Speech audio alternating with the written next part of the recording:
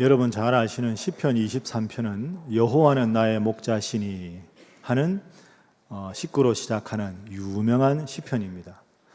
그 시편 23편을 패러디한 것을 여러분에게 소개하겠습니다. 제목은 도는 나의 목자시니입니다.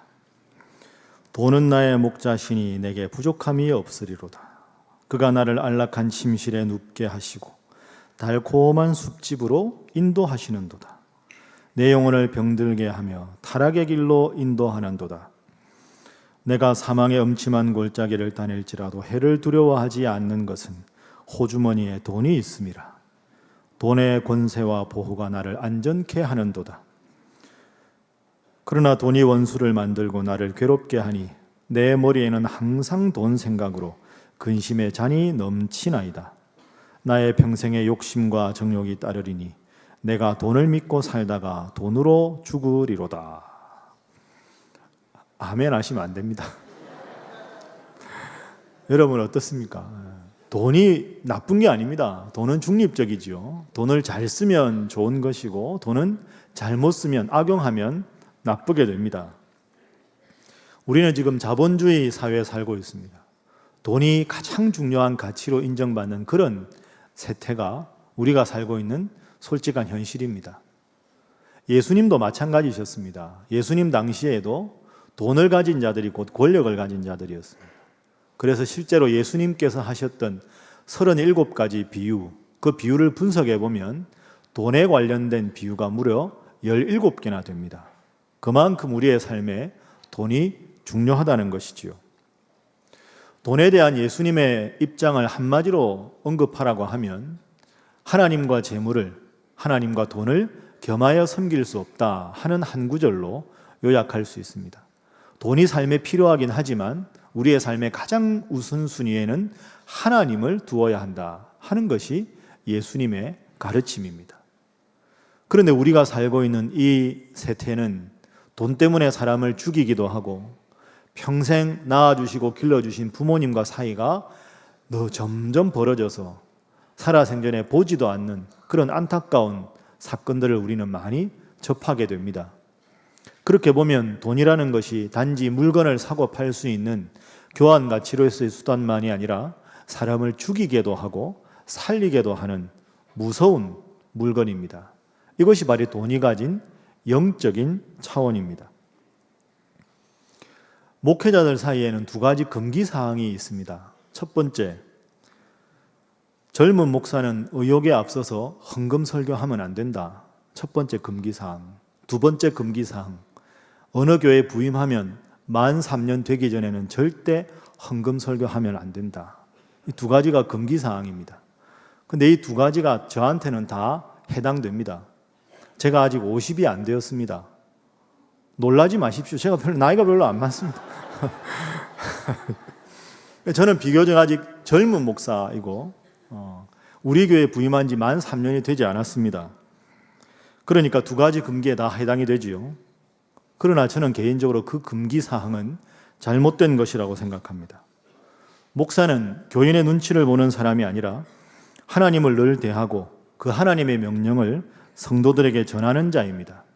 성도들의 귀에 듣기 좋은 설교가 좋은 설교가 아니라 다소 거칠기도 하고 투박하게 들릴지라도 하나님 말씀을 그대로 전하는 것이 좋은 설교요. 그런 자세를 가진 목사가 제대로 된 목사라고 생각합니다. 그래서 이 시간에는 다소 민감한 헌금에 대한 문제, 더 구체적으로 본문에 나타난 11조 헌금에 대한 내용을 중심으로 우리가 하나님을 믿는 사람으로서 봉헌 생활, 헌금하는 생활을 어떻게 해야 되는지 살펴보도록 하겠습니다. 먼저 오늘 본문의 배경을 우리가 잠시 생각하겠습니다. 지난주에 여러분 들으셨던 말씀을 한번 기억을 해보시죠. 기원전 538년에 당시에 바벨론에 포로로 잡혀있던 그 백성들을 바사왕 고레스가 바벨론을 점령하면서 고국으로 돌아갈 수 있도록 허용을 해 주었습니다. 그래서 70년 가까이 노예 생활을 하던 남유다 백성들이 드디어 고국으로 돌아오게 됩니다. 그렇게 고국으로 돌아오게 해주신 하나님 은혜 너무 감사해서 그들은 맨 먼저 하나님 앞에 제사 드릴 성전을 짓기로 합니다. 그래서 성전 정초식을 한 것이 기원전 536년입니다. 그런데 이런저런 사정으로 정초식만 하고 성전 건축을 미루게 되고, 그래서 결국 정초식 후에 16년 동안은 성전 건축을 중단을 했습니다. 그래서 기원전 520년에 하나님께서 학개 선지자를 보내셔서 다시 성전 건축을 재개하는 것이 맞다, 그렇게 말씀을 주시지요. 그 말씀을 받고 백성들이 다시 힘을 합쳐서 드디어 기원전 516년에 이제 제2성전을 지어서 하나님 앞에 봉헌하게 되었습니다. 그때부터 남유다 백성들은 큰 기대가 있었습니다. 하나님이 성전을 지으라고 하셨으니, 이제 성전을 지었으니 우리에게 큰 복을 하나님이 주실 것이다 하고 생각을 한 것이지요. 그러나 성전을 짓고 난 다음에도 사정은 별반 나아지지 않았습니다. 여전히 지배하는 나라 바사, 페르시아의 조공을 바쳐야 했고, 여전히 이웃 나라들의 침략이 끊이지를 않았고, 경제적인 형편도 나아지지 않았습니다. 그러자 이 백성들과 지도자들은 하나님에 대해서 섭섭한 마음을 갖기 시작합니다. 그래서 하나님 앞에 마땅히 드려야 될 제사와 제물에 대해서 형식적인 예식만 갖추고 마음으로 하나님을 사랑하는 마음을 그만 잃어버렸습니다.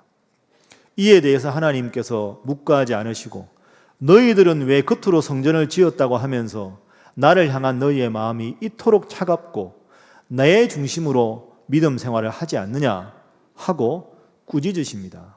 그 꾸짖으시는 내용이 바로 우리가 함께 읽은 말라기라고 하는 선지자를 통해 주신 하나님의 말씀입니다.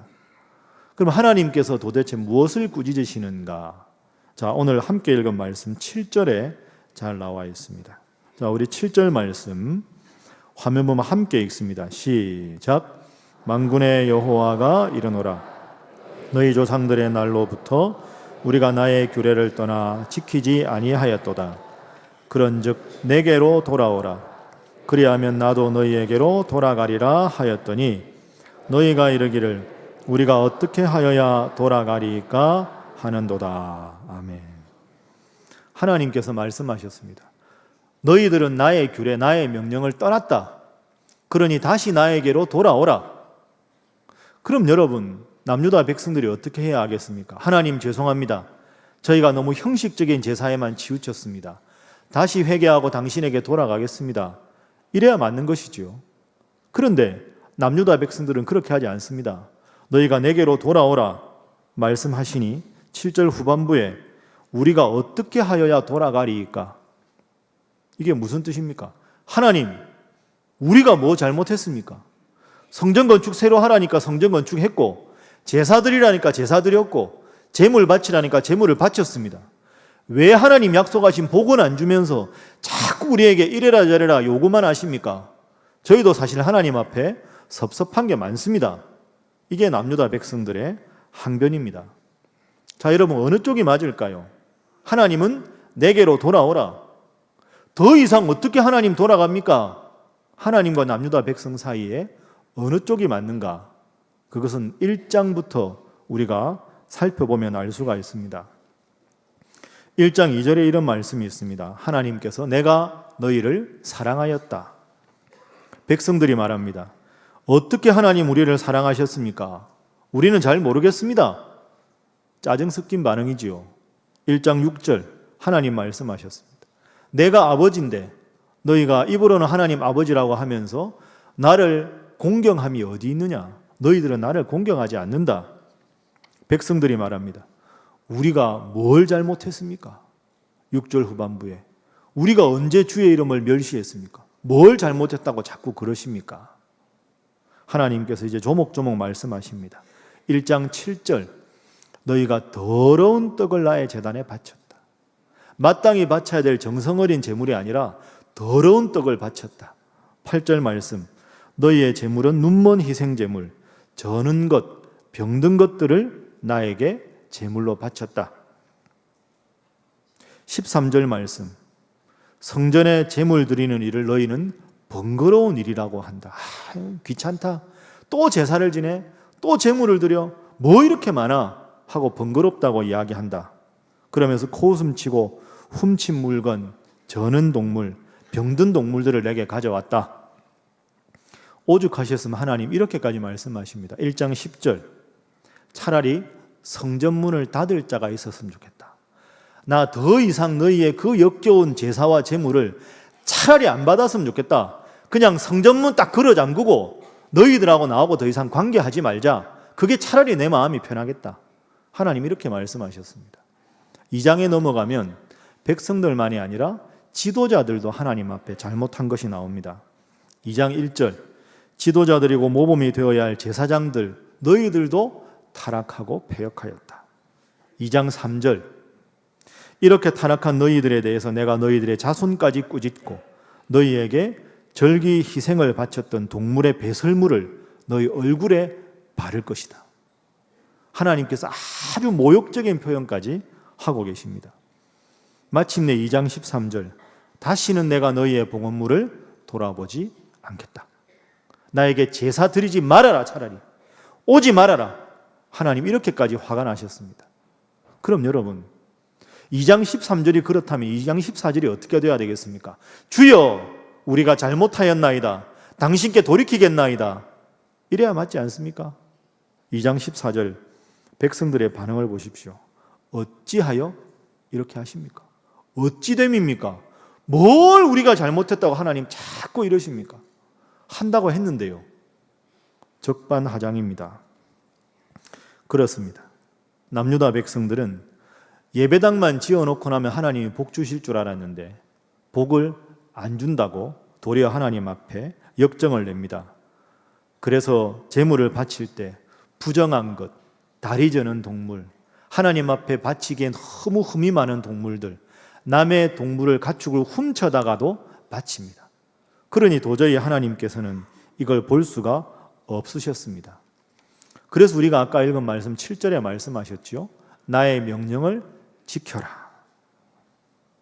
자, 8절에 보면 나의 것을 나에게 바치라. 이렇게 말씀을 하셨습니다. 하나님의 것이 무엇일까?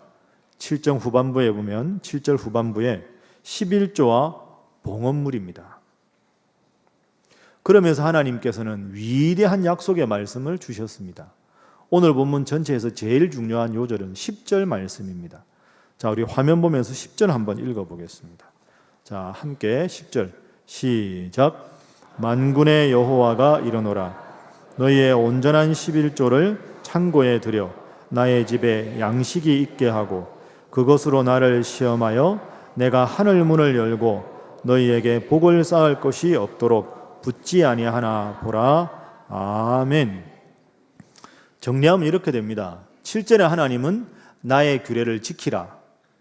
8절에 보면 나의 규례가 뭐냐? 나의 것, 하나님의 것을 하나님께 바치는 것이다. 이렇게 말합니다. 그럼 하나님의 것이 무엇일까요? 11조와 봉헌물, 그것은 나의 것이니 나에게 바치라.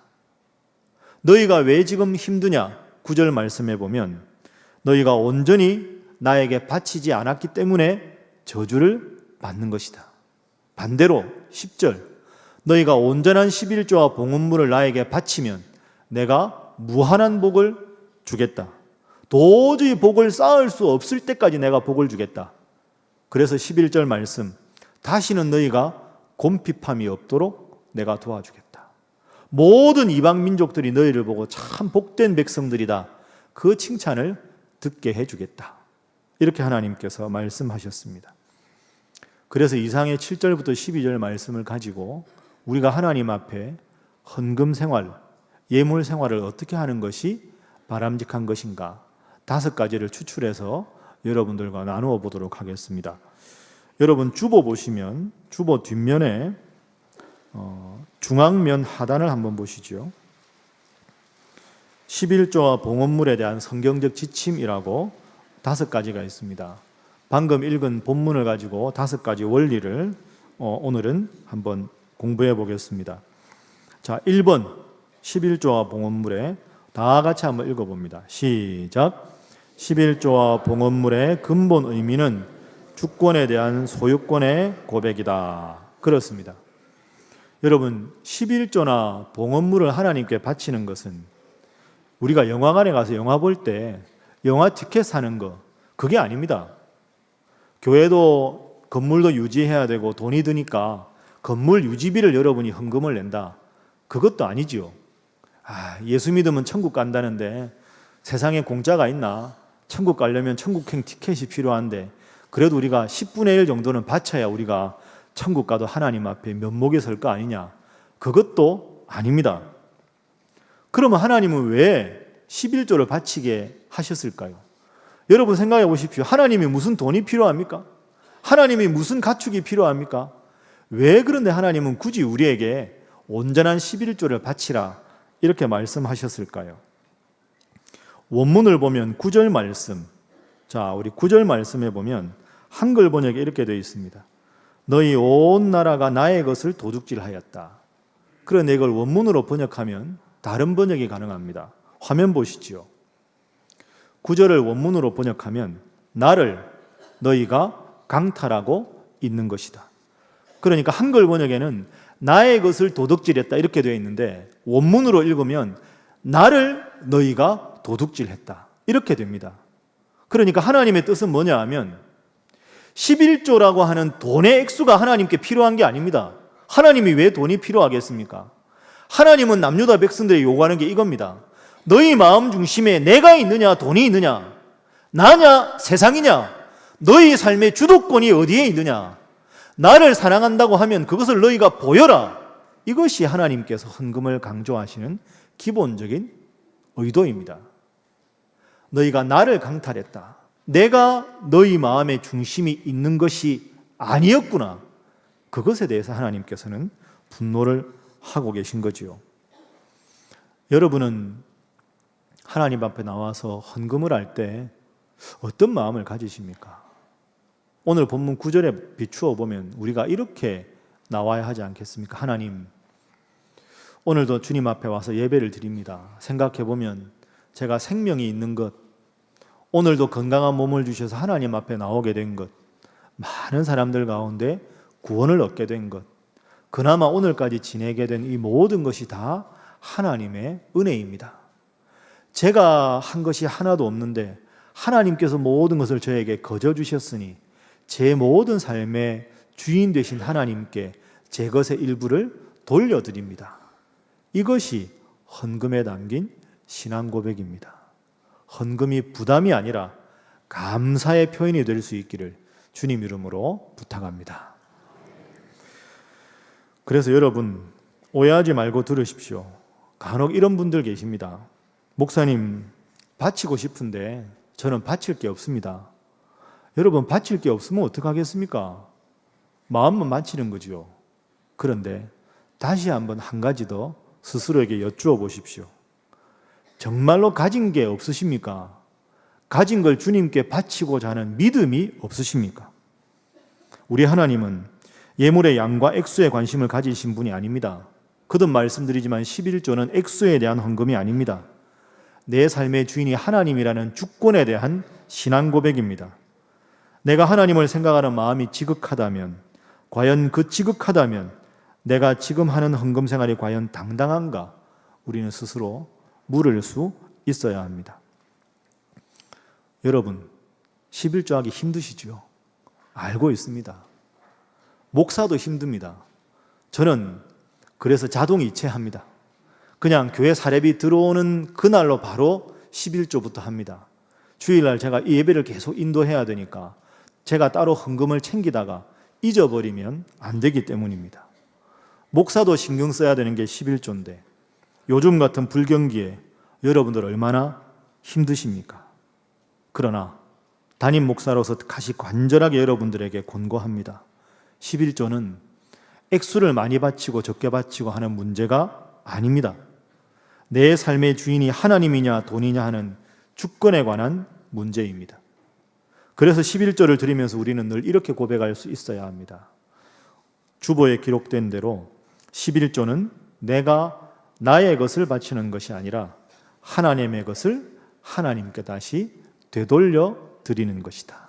이 고백이 여러분 모두의 고백이 되시기를 주님 이름으로 부탁합니다. 옆에 분들과 인사 한번 하겠습니다.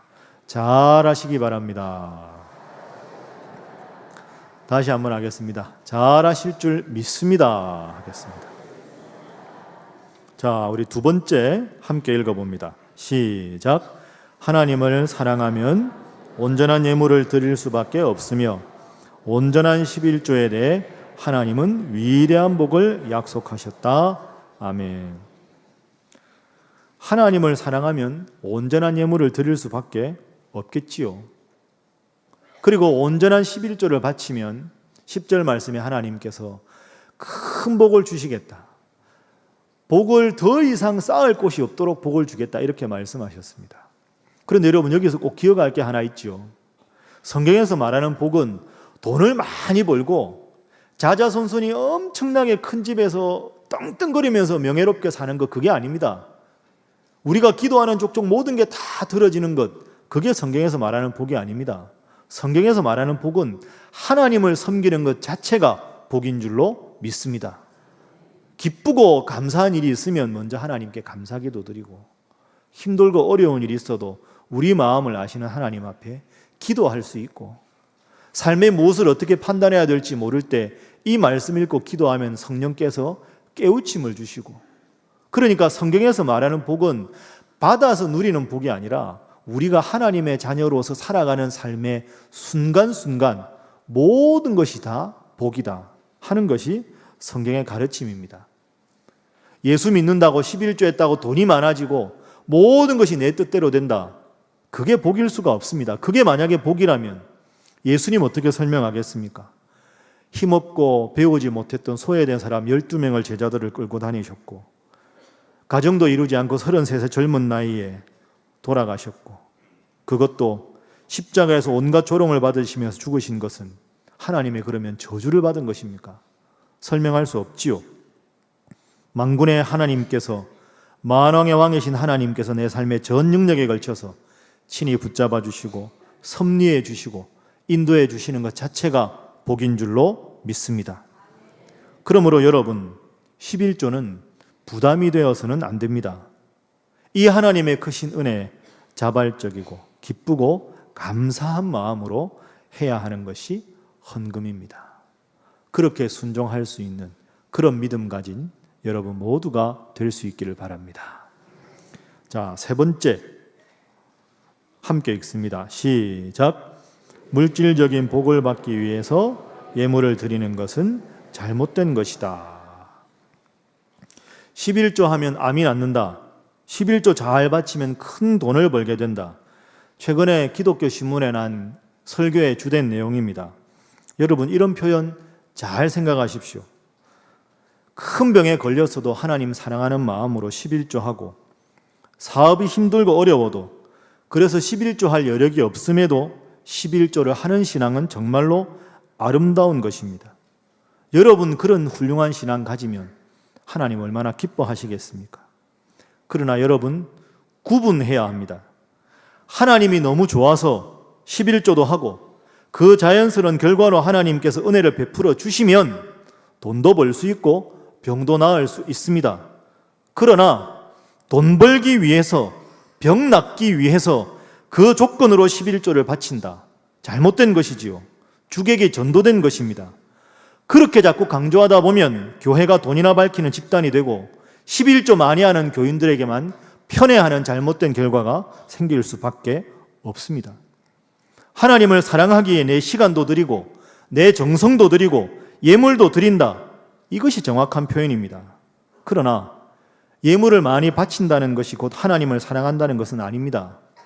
부정하게 착취를 하거나 약하고 힘든 사람들에게 줄 임금을 줄이고 하나님 앞에 예물을 많이 바친다.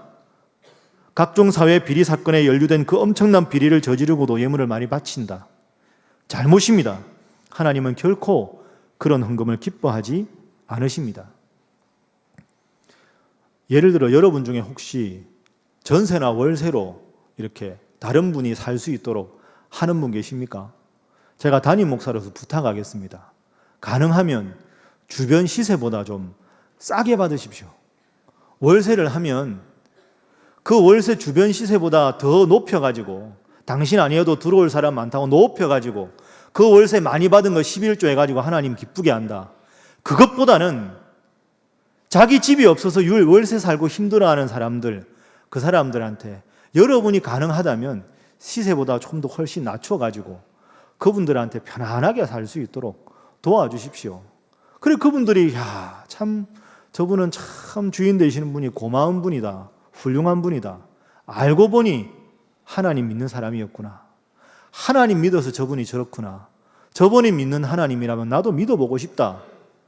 그래서 월세 낮추고 그 낮춘 적은 액수로 11조 바쳐도 하나님께서 그 11조로 더 기뻐하실 줄로 믿습니다. 여러분 중에 그런 분 안 계시지만 헌금 많이 한다고 거드름 피우고 내가 얼마나 하는데 교만입니다. 그리고 헌금은 교인의 의무이지 권리가 아닙니다. 조건을 걸고 자신의 의사를 관철시키기 위해서 헌금하는 것, 그것은 헌금에 대한 바른 태도가 아닙니다. 이유 여하를 막론하고 잘못된 것입니다. 사랑하는 여러분, 깊이 생각하시고 아멘 하십시오. 돈 없어도 기쁘게 11조 할 수 있는 믿음을 가지시기를 주님 이름으로 축원합니다. 조건을 걸고 헌금하는 것이 아니라 주님 사랑해서 더 드리고 싶어 헌금하시는 여러분 모두가 될 수 있기를 바랍니다. 옆에 분들과 인사하겠습니다. 잘하실 수 있습니다. 다시 합니다. 잘하실 줄 믿습니다. 하겠습니다. 자, 이제 네 번째 넘어가겠습니다. 함께 네 번째 읽습니다. 시작. 11조는 최대가 아니라 최소라는 생각으로 겸손하게 드려야 한다. 여러분 말씀드린 대로 우리의 것이 뭐가 있습니까? 우리의 생명도 하나님 치시면 오늘이라도 어떻게 될 수밖에 없는 게 우리 생명 아닙니까? 우리에게 생명도 주시고 믿음도 주시고 함께 예배할 수 있는 예배의 공간도 주시고 좋은 성도들도 주시고 가족들도 주시고 하나하나 생각해 보면 내가 잘했다고 이 모든 게 얻어진 게 아닙니다. 바울이 고백한 대로 나의 나됨은 전적인 하나님의 은혜입니다. 그래서 11조도 마찬가지입니다. 내가 벌어들인 돈의 10분의 1을 하나님께 바친다. 그런데 여러분 분명히 기억해야 합니다. 10분의 1 그게 아니죠. 사실은 10분의 10 모두가 다 하나님 겁니다. 하나님의 은혜를 베풀어 주지 않으면 우리가 어떻게 11조 그 많은 소득을 얻겠습니까? 11조의 성경적인 원리는 하나님, 이 10개 다 하나님 겁니다. 하나님이 선물로 주지 않았으면 우리는 하나도 받을 수가 없습니다. 하나님 다 드리는 것이 마땅합니다. 그게 11조입니다. 그런데 하나님은 우리를 사랑하신 분이라 그래 내가 너의 마음은 받겠다. 마음만 받을 테니 10분의 그는 너 쓰고 싶은 대로 마음껏 써라. 그래서 우리가 10분의 1을 바치는 것이지요. 우리의 모든 것은 나의 소득이라고 해서 내 것이 아니라 하나님의 것이고 우리는 하나님의 것을 관리하는 소유자가 아니라 청직이다. 이것이 재물에 대한 성경적인 입장입니다. 이 입장을 제일 잘 드러낸 것이 구약의 다윗 왕입니다. 다윗 왕이 성전 건축을 위해서 그 많은 그물 보화들을 모아놓고 하나님 앞에 이렇게 고백합니다. 역대상 29장 16절입니다. 이 모든 물건이 다 주의 손에서 왔사오니 다 주의 것입니다. 이 모든 것은 제가 모은 것이 아니라 주님의 것입니다. 14절 말씀. 모든 것이 주께로 말미암았사오니 우리가 주의 손에서 받은 것으로 주께 드렸을 뿐이니이다. 다윗의 이 고백이 여러분 모두의 고백이 될 수 있기를 바랍니다. 가끔 저한테 이런 질문 하십니다. 목사님, 11조 할 때 월급 봉투 받은 것 거기서 10분의 1을 하는 겁니까? 거기서 저축되고 연금 떼고 실소득에서 10분의 1을 하는 겁니까? 여러분 웃으시는 거 보니까 그런 질문을 아마 하셨나 봅니다. 정답은 이거죠. 믿음의 분량대로 하십시오. 그런데 여러분 기억하십시오. 11조는 최대한이 아니라 최소한입니다. 우리의 생명도 건강도 믿음도 구원도 다 하나님께 받았습니다. 내 것은 하나도 없습니다. 10개 모두를 하나님께 드려야 합니다. 그런데 우리 하나님께서 10개 중에 하나만 받으시고 나머지 9을 선물로 은혜로 우리에게 돌려주신 것입니다. 이것이 바로 11조의 성경적인 의미입니다. 그러므로 11조는 내가 했다고 해서, 액수가 많다고 해서 하나님 앞에 당당히 고개 들고 다닐 문제도 아니고, 11조 하지 않는 다른 성도들에게 내가 더 낫다고 뻐길 수 있는 것도 아닙니다. 11조 하는 성도라고, 믿음이 좋은 성도라고 자부하는 성도가 있다면 못난 성도입니다. 그것은 어버이날 하루 부모님께 선물 드리고 364일은 불효해도 된다는 것과 비슷한 논리입니다. 그렇게 생각하지 않으시기를 바랍니다. 자, 이제 마지막 5번째 함께 읽습니다. 시작. 11조는 출석하는 교회에 하는 것이 바람직하다. 자, 아까 우리 읽은 말씀 10절 말씀을 제가 한번 다시 읽어보겠습니다. 만군의 여호와가 이르노라, 너희의 온전한 11조를 창고에 들여 나의 집에 양식이 있게 하고. 창고에 들여라, 나의 집에 양식이 있게 하라. 당시에 창고가 왜 필요했을까요? 11조의 용도는 하나님 앞에 제사와 제물을 위해서 온전히 봉사하는 레위인들과 제사장들이 생활할 수 있도록 도와주는 역할, 그리고 그 공동체 안에서 가난하고 힘없고 소외된 사람들을 도와주는 일에 쓰라고 11조를 하나님께서 명령하셨습니다. 오늘 우리에게로 적용을 해보면 교회에서 늘 수고하는 교직자들, 교직원들, 그리고 우리 교회가 교회 이름으로 하나님의 영광을 위해서 이웃을 돕고 섬기는 데 사용하는 것이 11조의 원래 목적입니다. 이 일을 위해서 백성들이 재물을 가지고 오면 그 재물과 곡식과 가축들을 보관할 창고가 필요하고, 그래서 하나님의 집에 늘 곳간에 넉넉하게 무엇을 가지고 있다가 필요에 따라서 나누는 것이지요. 그래서 10절 말씀에 하나님께서는 창고에 들여 나의 집에 양식이 있게 하라, 이렇게 말씀하셨습니다. 오늘 우리에게 적용하면 어떻게 될까요? 11조는 내 영혼이 깃들고 성장하도록 돕는 교회에 바치는 것이 원칙입니다. 가끔 어떤 분들은 그런 질문도 하십니다.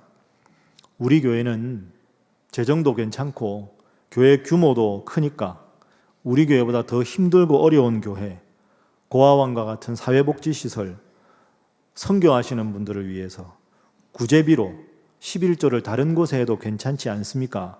하고 질문합니다. 그러나 여러분, 원칙은 원칙입니다. 오늘 본문 10절을 잘 묵상하고 그대로 지켜야 합니다. 성도는 하나님 앞에 정직하게 11조를 자신이 몸담고 있는 교회에 바치는 것이 원칙입니다. 여러분, 깊이 생각해 보십시오.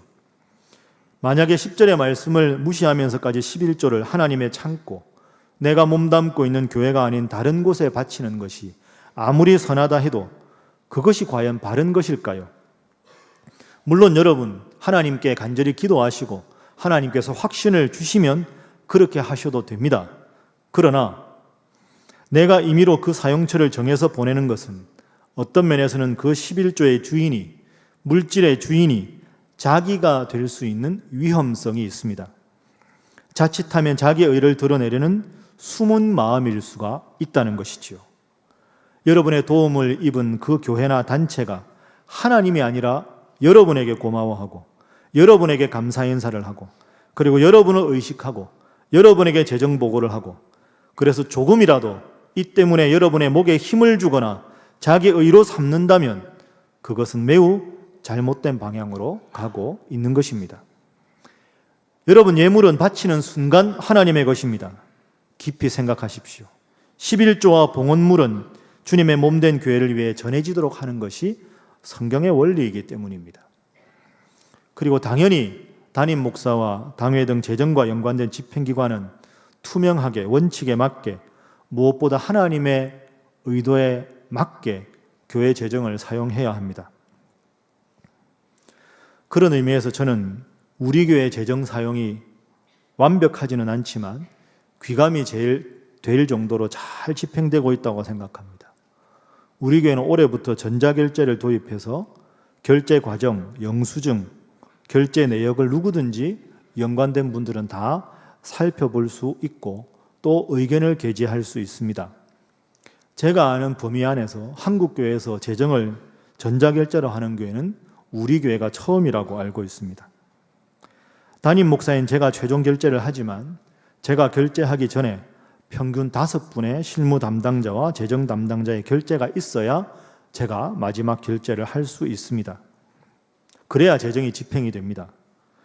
그리고 저 또한 담임 목사라 하여 전자결제를 통하지 않고 임의로 쓸 수 있는 돈은 한 푼도 없습니다. 하나님 앞에서 성도들은 교회를 믿고 헌금하고 이 헌금이 또한 하나님 앞에서 바르고 투명하게 사용되도록 하는 것이 원칙입니다. 또 어떤 분들은 이런 건의도 하셨습니다. 목사님, 우리 교회 들어올 때 주정헌금 봉투가 있는데 그거 해가지고 헌금 시간에 하지 말고 그냥 각자 정성껏 들어오다가 바깥에 화물 놓고 그냥 알아서 헌금하게 하는 게 좋지 않습니까? 요즘 그런 교회도 많이 있습니다. 그렇습니다. 여러분, 참 좋은 의견입니다. 저도 교회 부임해서 그렇게 하는 것에 대해서 한번 검토를 해보았습니다. 그러나 그럼에도 불구하고 우리 교회가 현행대로 하는 이유가 있습니다. 그것은 이 주정헌금을 통해서 여러분의 출석을 확인할 수 있는 신방의 기능 때문입니다. 이게 참 목회에 중요합니다. 여러분 지금도 보셨지만 우리 산부 예배는 평균 850명에서 900명 정도가 앉아서 지금 예배를 드리고 있습니다. 교구별로 세분화가 돼서 목사님이 계시다 해도 어느 분이 교회에 출석을 하셨는지, 몸이 아프셔서 어떤 분이 장기 결석을 하고 계신지 그것을 일일이 확인하기가 쉽지가 않습니다. 그래서 여러분의 출석은 사실은 주정헌금 봉투로 확인합니다. 그리고 재정의 투명성을 위해서 여러분의 봉투에 금액을, 액수를 기입해 드립니다. 그 액수는 누구에게 보고가 되거나 누군가가 열람하는 일은 결코 없습니다. 그리고 여러분이 봉헌한 것을 예배 시간 중에 주기도문 영창과 함께 다 같이 일어나서 찬양으로 올려드리는 것 자체가 우리의 삶과 우리의 모든 것이 하나님께로부터 왔다는 것을 확인하는 매우 중요한 순서이기에 이렇게 현행대로 하고 있는 것이지요. 제가 이상의 5가지 헌금에 대한 기본 원칙을 잘 말씀드렸습니다. 잘 숙지하시고 더욱더 온전한 성도, 온전한 헌금 생활 하시는 여러분 될 수 있기를 바랍니다. 옆에 분들과 인사 한번 하겠습니다. 예물은 축복의 통로입니다. 한 번 더 하겠습니다. 온전한 예물로 온전한 성도 되시기 바랍니다.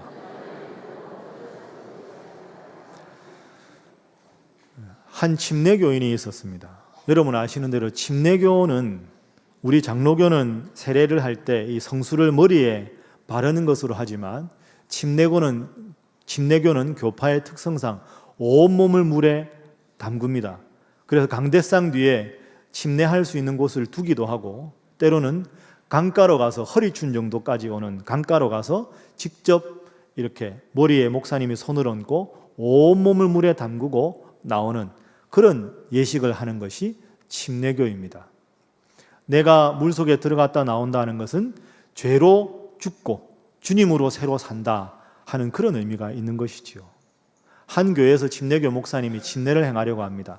이제 침례를 받는 성도의 머리에 손을 얹고 내가 성부와 성자와 성령의 이름으로 침례를 주노라 하고는 이제 물속으로 이렇게 쭉 들어가는데, 이 성도님이 목사님 잠깐만요, 제가 지금 여기 바지 주머니에 이 지갑이 있는데요, 지갑을 꺼내놓고 오겠습니다. 잠시만 기다려 주십시오. 그러니까 목사님께서 웃으면서 이렇게 말씀하셨습니다. 돈 지갑 그냥 그대로 넣어두세요. 성도님과 함께 돈 지갑도 침례를 받아야 합니다. 이렇게 말을 했습니다.